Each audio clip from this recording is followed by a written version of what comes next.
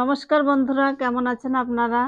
সান্ত্বনা রান্নাঘরের চ্যানেলে স্বাগত জানিয়ে শুরু করব আজকের পর্বে। বন্ধুরা, দুর্দান্ত পর্বে দারুণ স্বাদের রেসিপি নিয়ে চলে এসেছি রান্নার জায়গায়। আজকে আমি বানাবো ময়দা দিয়ে মুচমুচে দারুণ স্বাদের অন্য ডিজাইনের গজা বানাবো। আপনারা সম্পূর্ণ পর্বটায় সাথে থাকবেন, আশা রাখছি ভালো লাগবে। আমি এখন ময়দাটা মেখে নেব। নিয়ে নিলাম ময়দা, এর মধ্যে দিয়ে দেবো স্বাদ মতো লবণ, আর দিয়ে দেবো সামান্য একটু চিনি। চিনিটা না দিলেও পারেন আপনারা। আর আমি সাদা তেল দিয়ে মাখবো। আপনারা চাইলে 1 চামচ ঘিও দিতে পারেন, একটু বেশি করেই লাগবে তেলটা। ভালো করে মিশিয়ে নেব।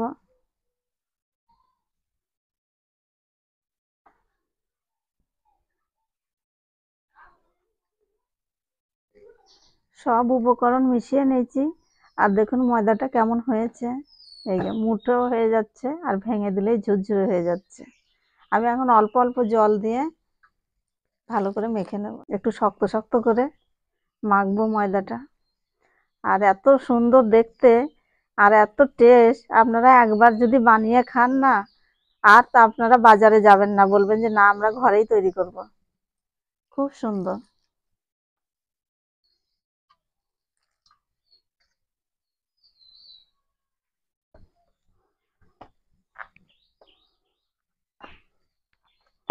আর আপনাদের রেস্টে রাখার দরকার নাই, সঙ্গে সঙ্গেও বানাতে পারেন।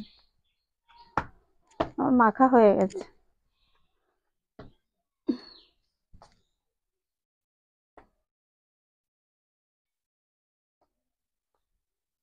সবগুলো আমি মাপ করে যে ছিঁড়ে নিচ্ছি।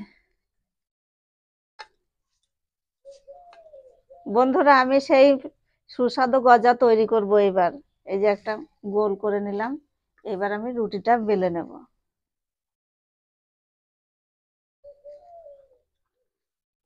আটা দিয়েই বেলবেন আপনারা, আটা ময়দা যা পাবেন তাই দিয়ে। এটা কোনো অসুবিধা নাই, যেটা দেবেন সেটাতেই হবে।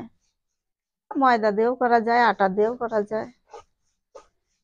দেখতেও কত সুন্দর, আবার খেতেও দারুণ সুস্বাদু। রুটিটা আমি বেলে নিলাম, এই যে বেশি মোটাও না বেশি সরুও না, ছুরির সাহায্যে কেটে নেব।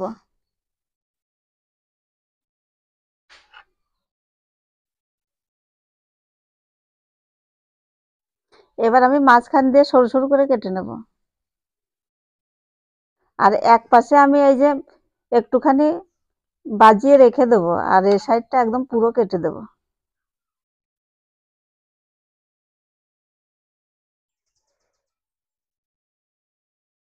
আর গজার রেসিপি তো আমি আগেও দেখিয়েছি, এটাও আপনারা বানিয়ে একবার খেয়ে দেখবেন, দারুণ লাগে।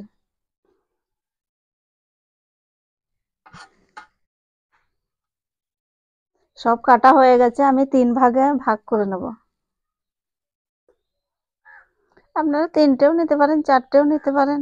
আর একটু আমি এগুলো গুছিয়ে দেব। এবার আমি বেনুনের মতো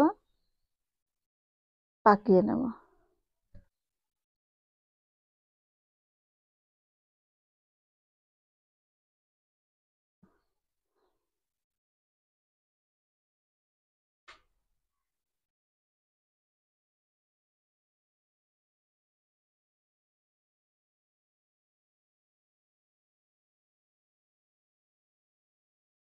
যে পাশটা হয়ে গেছে এই যে একবার মুড়ে দিলাম, আর হয়ে গেল।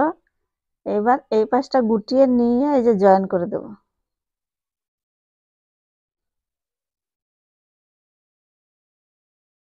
হয়ে গেল, এই যে কত সুন্দর দেখুন, এই যে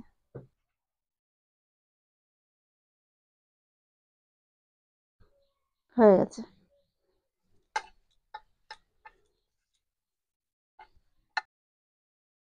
আপনারা তেলে ভেজেও খেতে পারেন, না হলে মিষ্টির শিরায় দিলেও হয়।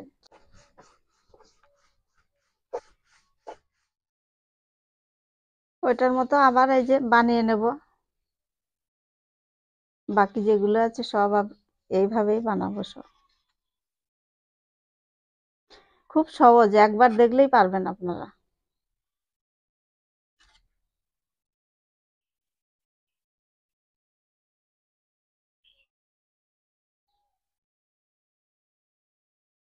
দিদিভাই ডিজাইনটা খুব সুন্দর না?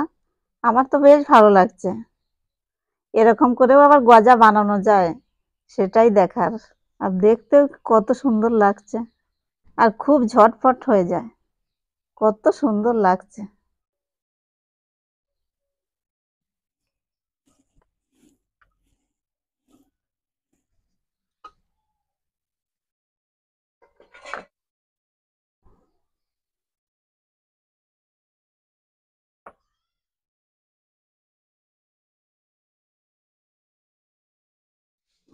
কত সুন্দর হচ্ছে, এই যে এক থালা বানিয়ে ফেলেছি দেখুন। বন্ধুরা, বানানো হয়ে গেছে, আমি এবার উনুন জ্বেলে নেব। উনুন জ্বেলে কড়াই বসিয়ে দেব।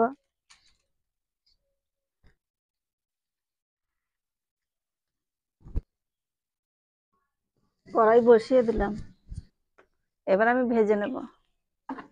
দিদি ভাই, আমি তেল গরম হয়ে গেছে, আমি এখন একে একে ভেজে নেব সব। একদম মুচমুচে করে ভেজে নেব।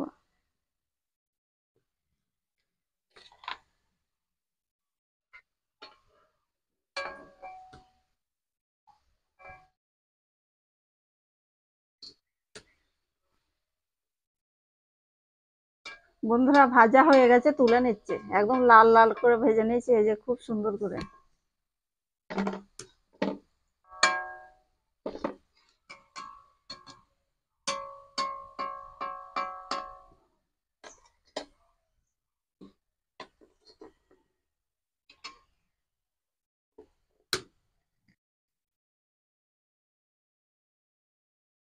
এইভাবেই আমি সবগুলো ভেজে নেব। এক পাশ হয়ে গেছে, উল্টে দিচ্ছি।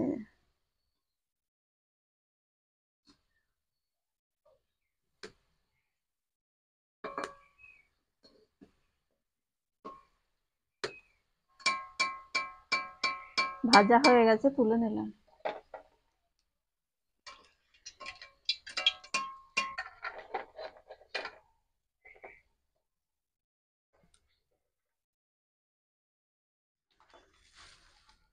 বন্ধুরা, গজাগুলো তো সব ভাজা হয়ে গেছে, আমি শিরা তৈরি করে নিচ্ছি চিনি দিয়ে। আর একটু তাড়া আছে দিদি ভাই, ঝড় আসছে, প্রচন্ড মেঘ করেছে, ওই জন্যই তাড়াহুড়ো করে আমি চাপিয়ে দিয়েছি। এক বাটি চিনি দিয়েছি আর 1.5 বাটি জল দিয়েছি, দিয়ে আমি শিরাটা তৈরি করে নেব। একটু চটচটে হলে পরেই হবে। দিদি ভাই, শিরা এই যে রেডি।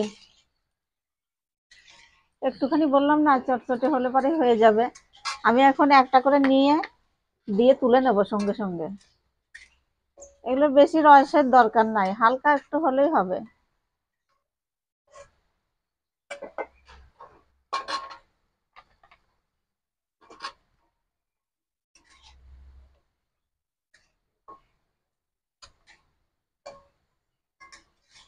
কত সুন্দর লাগছে না? আমার তো খুব ভালো লাগছে।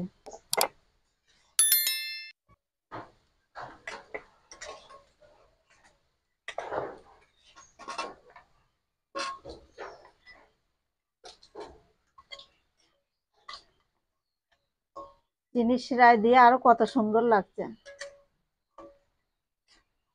এক থালা বানিয়ে নিয়েছি, দেখুন এই যে কত সুন্দর লাগছে। দিদি ভাই, এই যে দেখুন কত সুন্দর লাগছে না? আমার তো বেশ ভালো লাগছে। আপনারা কিন্তু দেখলেন তো কত সহজে বানানো যায় এত সুস্বাদু গজা। আপনারা ঘরে অবশ্যই তৈরি করবেন এইভাবে। আমি যেভাবে বানালাম, খুব সুন্দর আর খেতেও দারুণ লাগে। যে আমার তো বেশ ভালো লেগেছে। আপনাদের কেমন লেগেছে কমেন্টে জানাবেন। যদি ভালো লাগে লাইক করবেন, শেয়ার করবেন, সাবস্ক্রাইব করে পাশে থাকবেন। ফিরে আসছি অন্য কোনো রেসিপি নিয়ে, ততক্ষণ ভালো থাকবেন আপনারা।